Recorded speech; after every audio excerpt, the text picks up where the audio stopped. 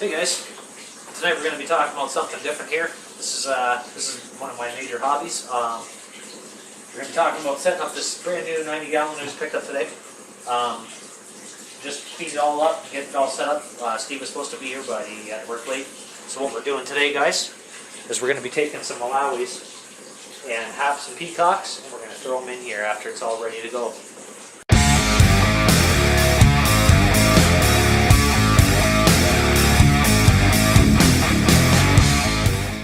Now, because of the awkwardness of things and how I'm doing this, I've got a tank set up here. Obviously, you guys seen. The awkwardness of it is this is not where the tank belongs. So what I'm going to have to do is get this tank mostly emptied out. I'm putting a lot of the water from that tank into here, just so it's a quick water change. They're already adapted to that water, just kind of like a quick shift into a bigger home.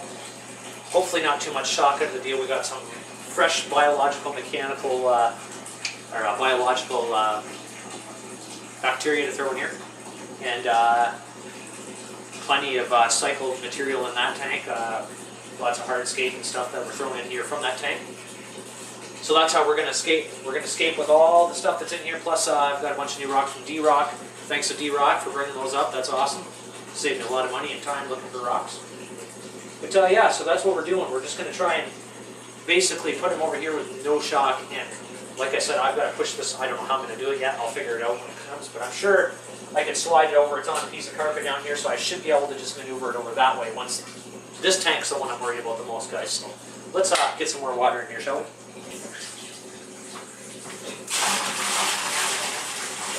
Now I got a bowl in here so I don't scatter the sand too much and get it all worked up and agitated.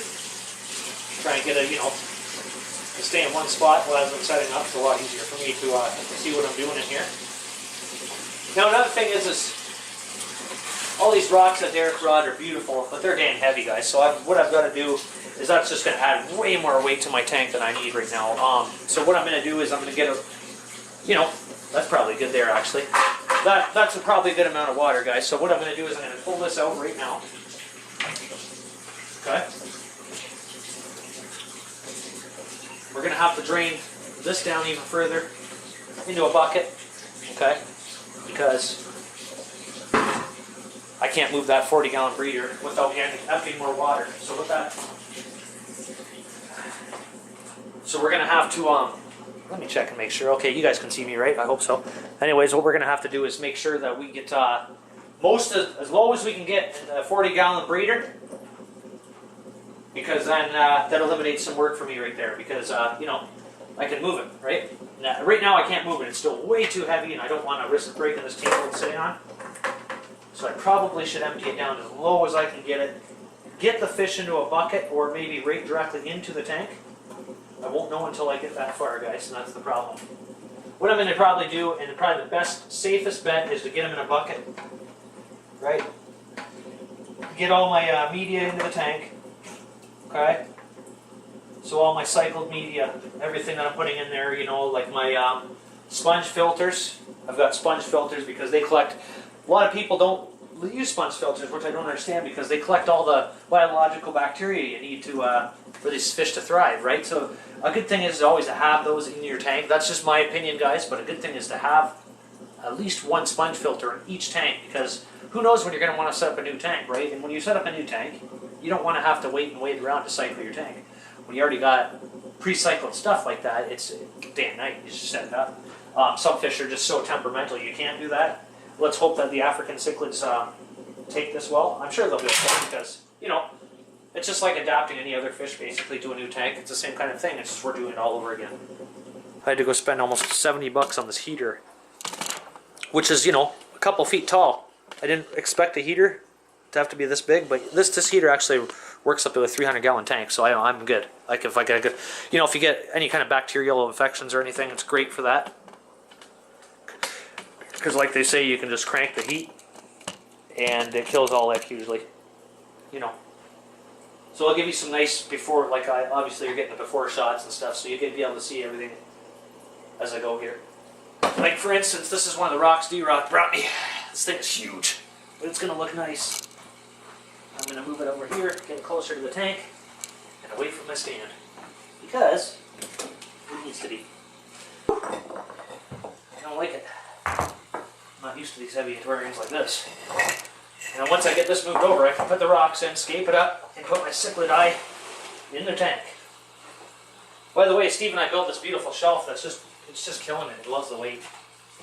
All kinds of weight on there. There's, you know, once it's full, it's going to be over almost 1,050 pounds should be, close to.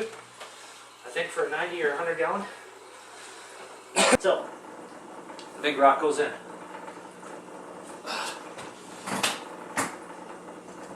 Damn it.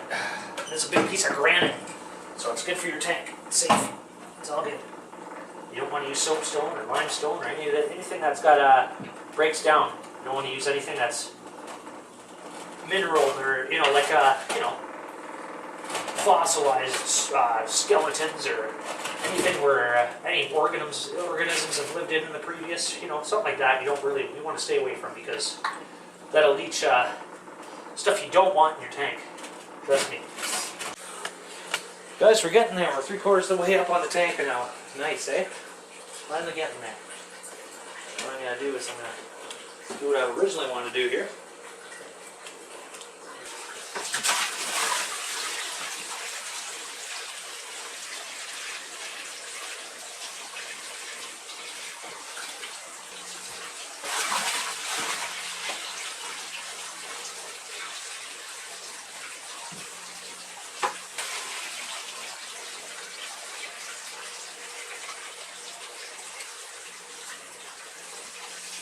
Guys, I don't know if all of you are enjoying the fish stuff, but I certainly do. It's my hobby, and it keeps me away from all troubles and any thoughts that I might have of causing trouble.